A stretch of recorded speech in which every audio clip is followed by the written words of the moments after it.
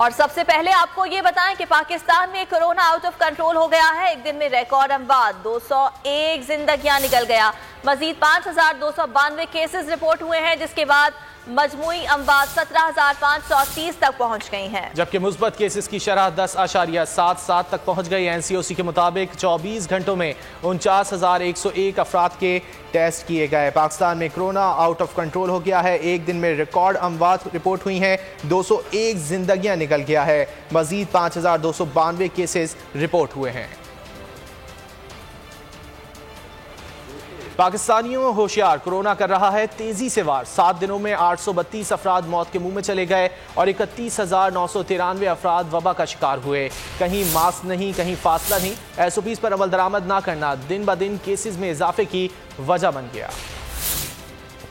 کیسا سماجی فاصلہ، کیسی SOPs؟ اگر احتیاط ہوتی تو 7 دنوں میں 832 جانے جاتی. اگر منہ پر ماسک اور سماجی فاصلہ ہوتا تو 31,993 افراد متاثر ہوتے. اپریل کے 7 دنوں کے اعداد و شمار پر نظر ڈالیں تو اقتدار میں بیٹھی حکومت اور عوام میں تشویش کی لہر دگنی ہو جائے گی.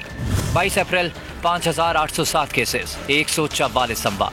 23 اپریل 5,908 کیسز، 157 اموات. 24 اپریل 5,611 کیسز اور 118 زندگیوں کے چراغ گل ہوئے.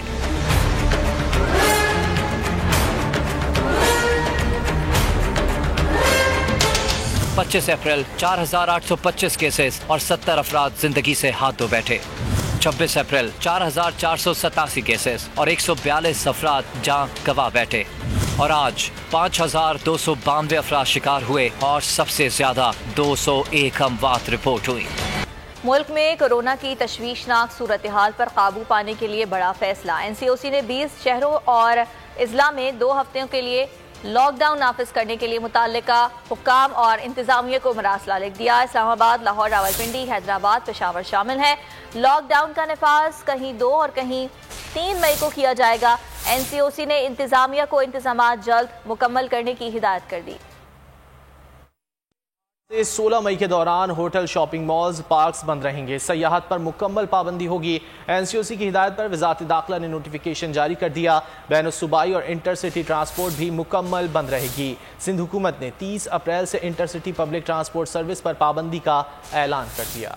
وزارت داخلہ نے بڑے فیصلے کر لیے. 8 سے 16 مئی کے دوران ہوٹل، شاپنگ مالز اور پارکس بند. سیاحت پر مکمل پابندی ہوگی. بین الصوبائی اور انٹر سٹی ٹرانسپورٹ بھی مکمل بند رہے گی. وزارت داخلہ نے نوٹیفیکیشن جاری کر دی. علاقہ جات، مری، سوات، گلیات جانے والے راستے بند رہیں گے. اعتکاف، شب قدر اور نماز عید سے متعلق SOPs جاری کرنے کا بھی فیصلہ کیا گیا ہے. نوٹیفیکیشن کے مطابق گلگت بلتستان کے شہریوں کو اپنے علاقوں میں جانے کی اجازت ہو. حکومت نے 30 اپریل سے inter city public transport service بند کرنے کا اعلان کر دیا ہے. وزیر ٹرانسپورٹ اویس شاہ کا کہنا ہے کہ ہاٹ سپاٹ ایریاز میں پبلک ٹرانسپورٹ مکمل بند کی جائے گی. کراچی میں بسوں میں نصف نشستیں خالی رکھنا ہوں. کورونا کیسز میں اضافے کے باعث ضلع وسطی میں مائکرو اسمارٹ لاک ڈاؤن نافذ کر دیا گیا. 27 اپریل سے 11 مئی تک ضلع کے 4 ٹاؤنز میں غیر ضروری نقل و حرکت پر پابندی عائد کر دی گئی ہے.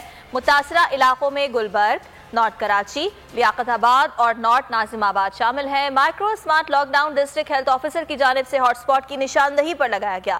متاثرہ علاقوں میں تمام افراد کو ماسک پہننا لازمی قرار دے دیا گیا ہے، جبکہ ہاٹ سپاٹ پر تمام کاروباری اور صنعتی سرگرمیاں معطل رہیں گی.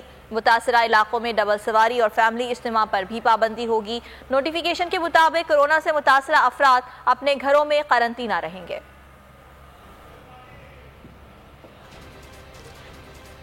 بھارت مسلسل کورونا کے نشانے پر. کورونا کیسز اور اموات کا نیا ریکارڈ. 3,62,902 کیسز، 3,285 لوگ جان سے گئے. عالمی ادارہ صحت نے بھارت میں میلوں کو کورونا کے تیز پھیلاؤ کی وجہ قرار دے دیا. دہلی حکومت کا تھائی لینڈ سے گیس سلنڈرز درآمد کرنے کا فیصلہ. فرانس آکسیجن کے تیار 21 پلانٹ دے گا. ادھر بھارتی پنجاب کے رکن پارلیمنٹ گرجیت سنگھ نے مودی سے پاکستان کی پیشکش قبول کرنے اور واہگہ پر آکسیجن کوریڈور بنانے کا مطالبہ کر دیا. زہر افشانی کرنے والا بھارتی میڈیا بھی بالآخر پاکستان کی تعریف کرنے پر مجبور ہو گیا۔ پاکستانی حکومت کی جانب سے بھارت کو کی گئی امداد کی پیشکش کو بھارت میں قدر کی نگاہ سے دیکھا جانے لگا ہے۔ بھارتی میڈیا کا کہنا ہے کہ ہر فورم پہ بھارت کو اپنا دوست کہنے والے امریکہ نے اس مشکل میں بھارت کو تنہا چھوڑ دیا، لیکن پاکستان نے تمام اختلافی معاملات کو بھلا کر مدد کے لیے ہاتھ بڑھایا ہے۔ اور دیگر خبروں میں آپ کو یہ بتائیں کہ وزیر اعظم عمران خان سے جہانگیر ترین گروپ کی ملاقات رنگ لے آئی۔ وزیر اعظم عمران خان نے جہانگیر ترین کے تحفظات دور کرنے کے لیے سینیٹر علی ظفر ایڈوکیٹ کی سربراہی میں کمیٹی قائم کر دی۔ ترین گروپ کی وزیر اعظم سے ملاقات کی اندرونی کہانی بھی سامنے آ گئی۔ وزیر اعظم نے کہا جہانگیر ترین ملزم ہے تو انکوائری جاری رہے گی، تاہم کسی کے ساتھ کوئی زیادتی یا انتقامی کارروائی نہیں ہوگی۔ جہانگیر ترین گروپ کے تحفظات رنگ لے آئے۔ وزیر اعظم نے جہانگیر ترین کے تحفظات دور کرنے کے لیے کمیٹی بنا دی۔ وزیر اعظم سے جہانگیر ترین گروپ نے ملاقات کی اور شہزاد اکبر کے رویے اور FIA کی کارروائیوں کے خلاف اپنی تحریری شکایات پیش کی۔ ذرائع کا کہنا ہے کہ وزیر اعظم نے کہا کہ جہانگیر ترین ملزم ہیں تو کوئی رعایت نہیں ہوگی، تاہم ناجائز کسی کے ساتھ کوئی زیادتی نہیں ہونے دیں گے۔ وزیر اعظم عمران خان نے سینیٹر علی ظفر ایڈوکیٹ کی سربراہی میں کمیٹی قائم کر دی۔ کمیٹی فریقین سے رابطے کے فرائض سر انجام دے گی اور اپنی رپورٹ وزیر اعظم کو پیش کرے گی۔ وزیر اعظم سے جہانگیر ترین گروپ کی ملاقات کی اندرونی کہانی بھی سامنے آ گئی۔ ذرائع کا کہنا ہے کہ ترین گروپ نے وزیر اعظم سے مطالبہ کیا کہ شہزاد اکبر کو اس کیس سے الگ کیا جائے۔ وزیر اعظم نے کہا کہ انہیں دباؤ میں نہیں لایا جا سکتا، تاہم کسی کے خلاف کوئی انتقامی کارروائی نہیں ہو رہی، مجھ پر بھروسہ رکھیں۔ وزیر اعظم عمران خان نے تمام مطالبات تسلیم کر لیے، ہر صورت انصاف کی یقین دہانی کرا دی ہے۔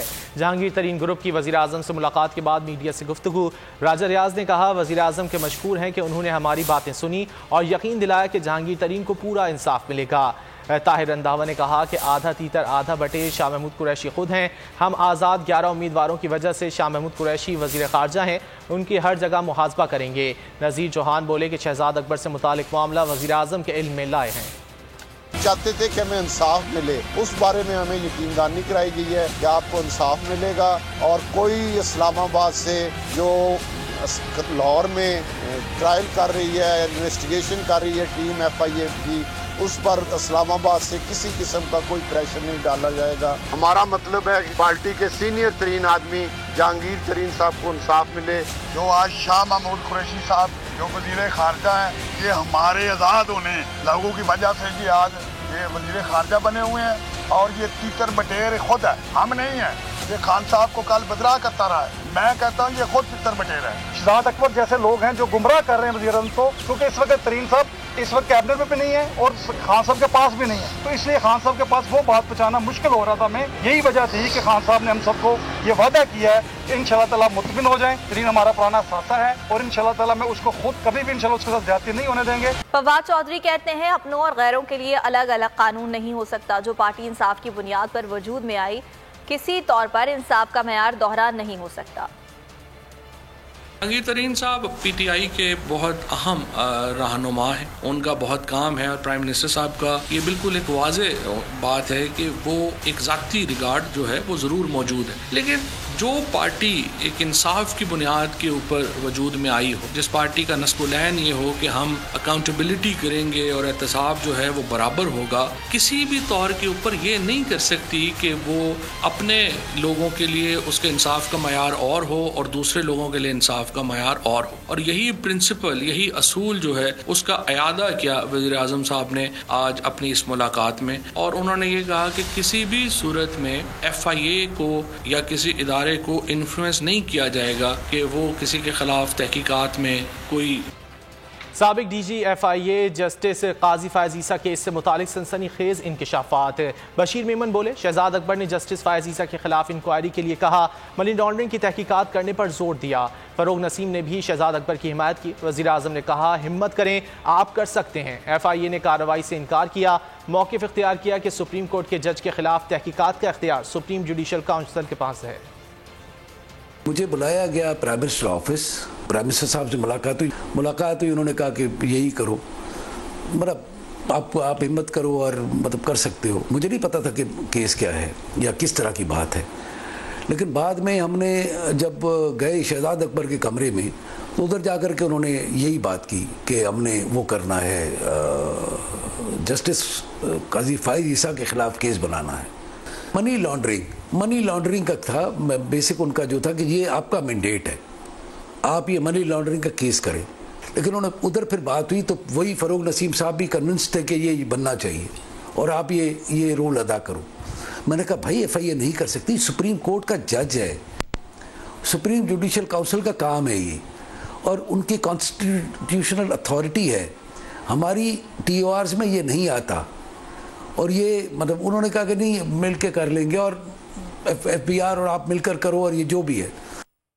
اے نور خدا نور بصیرت کی طلب ہے, رمضان کا صدقہ تیری رحمت کی طلب ہے. مخفی ہیں اسی ماہ میں رحمت کے قرینے, گرداب سے نکلے ہوئے بخشش کے سفیر. گویا ہیں تیرے عشق میں ہم سب برابر, مجلس کو تو گلدستہ فردوس بنا دے. رندوں کو ثنائے شہ لولاک پلا دے, تو شم قلم کو ید بیضائی عطا کر. بچوں کو تو افطار میں تسنیم عطا کر. رمضان المبارک کی خصوصی نشریات رمضان میں بول, صرف بول انٹرٹینمنٹ پر. رمضان میں بول.